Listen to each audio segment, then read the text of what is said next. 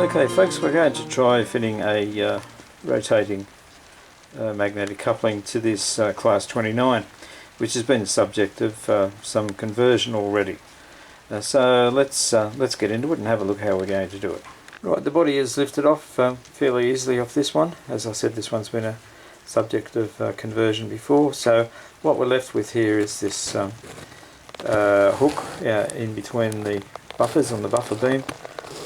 And I'm going to remove that hook, cut it off somehow, and then drill in through there and see where we end up, whether we come up above this flat plate here or not, I don't know.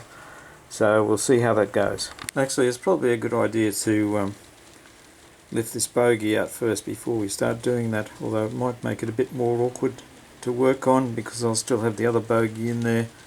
Possibly both of them should come out. We'll just see how difficult it is with this one and work it out. Okay folks, I snipped off the little hook there and drilled into the plastic there, and I've gone bang smack in the middle of that plastic shelf there. So I've got enough hole drilled there to fit a coupling in it, so we'll give it a go. So we've got the coupling in there. And we're just waiting for the super glue to dry sufficiently, and then we'll give it a test. I'm interested to see if it fouls on the tension lock coupling that I've got set onto the bogey, because I want this loco to be a dual system. If it does foul on the tension lock coupling, I might have to devise a smaller system for the tension lock, but we'll see how it goes. Right, here we go. It's fitted just on one end at the moment,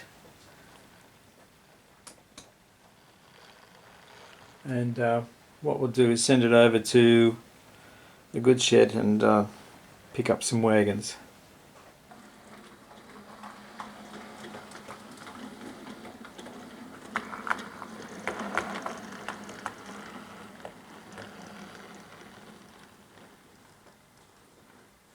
Well, that seems to work fine, so I'll give it a bit more testing, and I'll just pull away now. Yep.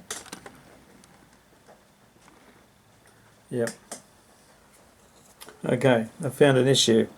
The because I've got the coupling set right back against the buffer beam there, and due to the length of the buffers here, there's not enough distance between the coupling and a wagon coupling when the train goes around a curve.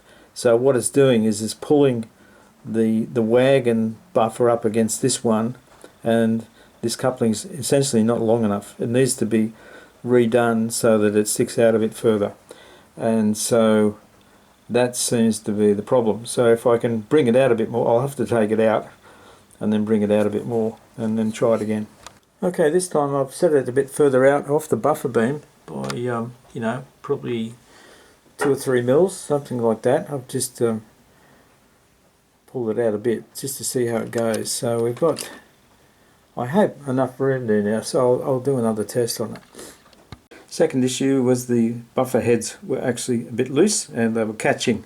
So I've sorted that out, I've glued them in position, and now the train seems to be, or the engine, the loco, seems to be performing as it should. It's pushing fine.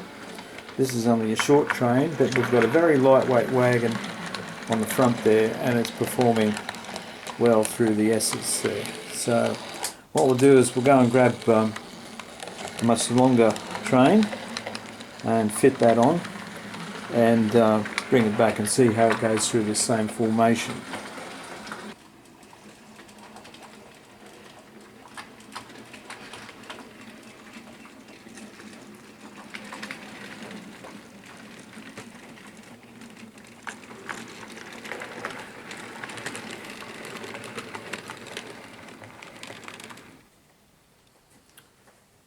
Well, that seemed to work fine. We'll just take it out again. This is about as hard as it gets, folks. I mean, normally you wouldn't be doing this when you're chunking in this yard. You would normally just come straight in and use this area here as a runaround for the loco, but I thought, well, if it'll push through here, it'll push through anything. So we'll just bring it back again. I always like to try my things, all my rolling stock and everything, through the most difficult situations they're going to experience, and if that works, well, it's going to be fine under normal operation. So there we go, done it again, so no problem. And of course the coupling, uncoupling is fine, so we'll call that a go. That one, it's a good one. And I'll just bring it back into the siding where it would normally go for sorting, so we'll just back it up.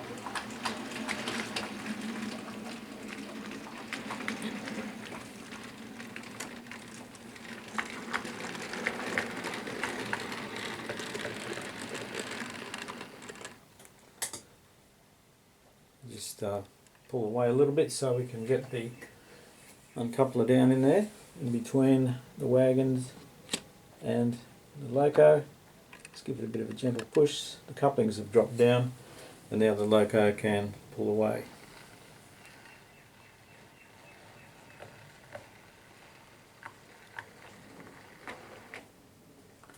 Of course, the other thing we need to check is that it will still work properly with tension locks, so yeah, that's fine.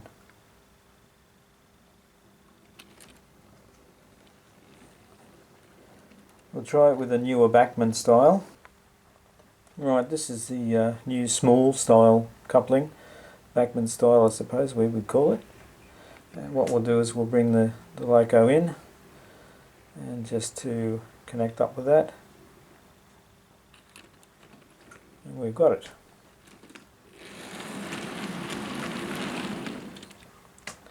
So the first coupling was an older mainline style. Very good coupling actually.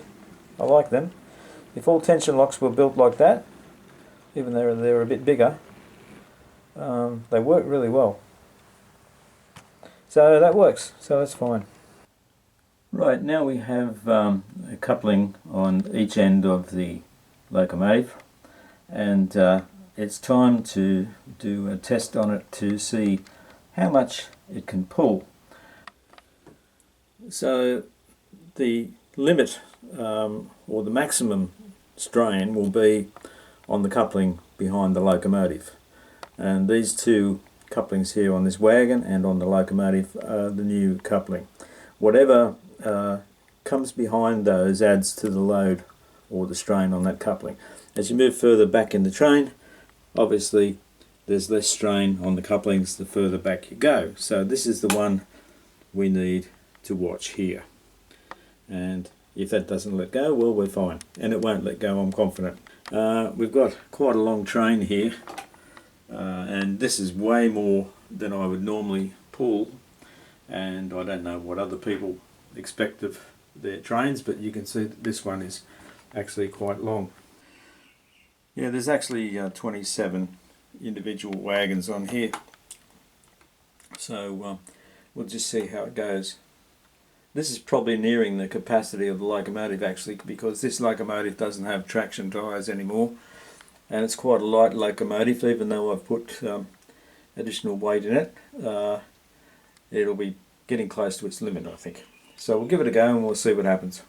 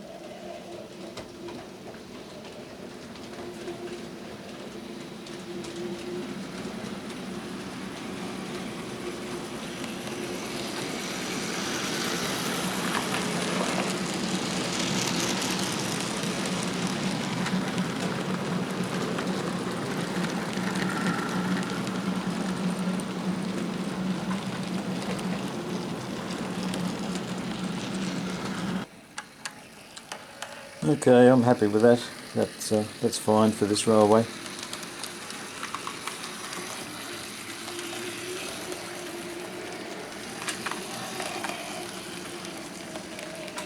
And it's not too bad for that locomotive either. So yeah, as I say, I think it's getting near its limit there with what it can pull, but that's way more than what it would normally pull. It will pull about half this on a normal full-length train here on this railway. So we'll call that a job done. We'll take some close-up photos of couplings and that's it.